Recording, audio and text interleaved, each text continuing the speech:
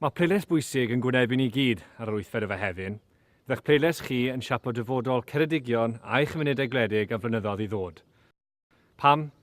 Un gair. Brexit.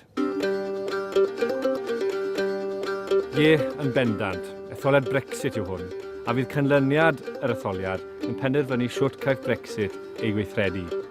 Mae gyda ni yma yng Geredigion a Chymru fwy i'w golli o Brexit gwael ag unman arall.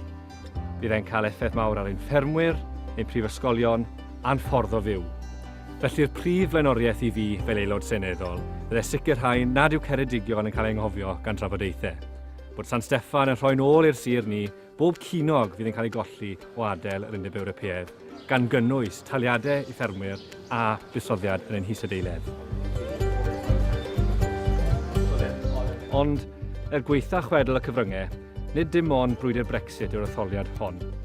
Mae wir angen i ni herio toriadau parhaus y toried.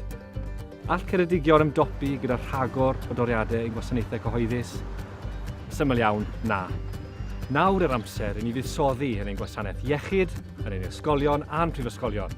Ni fydd gwariant cyhoeddus yn help i adfywio yn economi lleol ac yn gwella ansawdd byw bob un ohono ni. Dwi wrthi'n teithio pob cwr o'r sir ar hyn o bryd, yn trio cwrdd â gymaint o drigolion Ceredigion a phosib cyn yr etholiad. Dwi wrth fy modd yn siarad gyda phobl. Bydde rhai'n gweud bod fi'n siarad gormod felly. Felly cadwch lygad mas am gerbydd cynlasio Ben Link, a dewch i gael sgwrs unrhyw bryd. Allai ddim pwysleisio pa mor dyngedfennol yw'r bleidlais yma i Geredigion ac i Gymru. Felly, hen ac ifanc, codwch eich llais a defnyddiwch eich pleidlais ar Mehefin yr wythfed.